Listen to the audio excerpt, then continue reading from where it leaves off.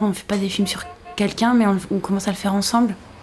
Parce que très vite, il y a un moment, il y a un espèce de processus qui est en train de se partager.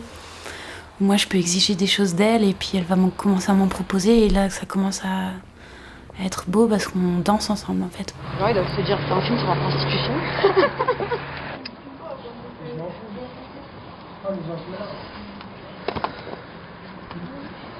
Arte a lancé une série qui s'appelle Des gars, des filles. Il y avait 6 films.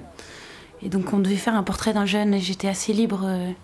J'ai eu vachement de chance, mais j'étais assez libre de faire ce que je voulais. Et donc, du coup, quand j'ai rencontré Sabrina, elle commençait à faire du striptease le week-end pour arrondir ses fins de mois.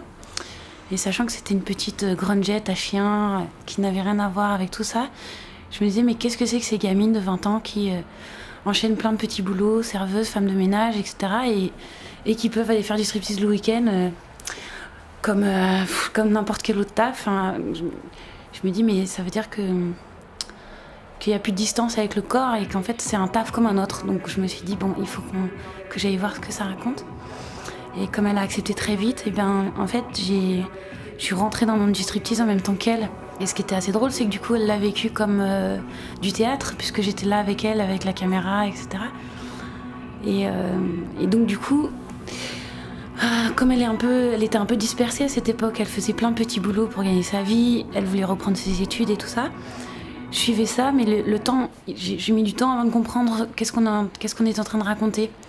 Au début, je me suis juste dit, qu'est-ce que c'est que ces gamines qui vont exposer leur corps sans qu'il y ait de sens ou de quelque chose de précieux, de sacré. Et donc, 2 fois, on s'est arrêté pendant un mois pour faire du montage, pour voir qu'est-ce qui se passe. Et dans le lien que j'avais avec elle, parce que c'était la première fois que je filmais une fille, et c'était pas facile pour moi, encore plus une fille qui se fout à poil. Bon voilà, d'être dans la bonne distance, dans le geste sûr, de pas être que la grande sœur qui lui dit, parce que c'était beaucoup ça, mes rushs, où j'essayais un peu de la limiter et en même temps elle ouvrait complètement les portes à m'emmener. Et donc au montage on s'est rendu compte avec le monteur que c'est une gamine qui ne rêve que d'avoir un jour une vie stable, qu'en fait les rêves des jeunes ont changé. Leur rêve pour devenir adulte un jour et leur vie idyllique, c'est d'avoir un boulot stable et un salaire fixe et c'est ça être adulte. Donc du coup on s'est dit ok, cette gamine elle se bat pour un jour avoir une vie normale. Et c'est ça sa quête, et c'est pour ça que ce film s'appelle L'âge adulte. Puis à un moment, elle le dit dans le film. C'est pas que je veux qu'on aime forcément les personnages, mais en tout cas, à force de les filmer, je pense que le cinéma, c'est toujours des histoires d'amour. Donc je me mets à aimer cette fille très fort, à me dire... elle fait plein d'erreurs, et en même temps, elle se bat. Enfin, je veux dire, c'est pas une gamine qui passe ses après-midi à jouer à la console ou à regarder des séries sur son canapé. Et elle enchaîne et elle en chie.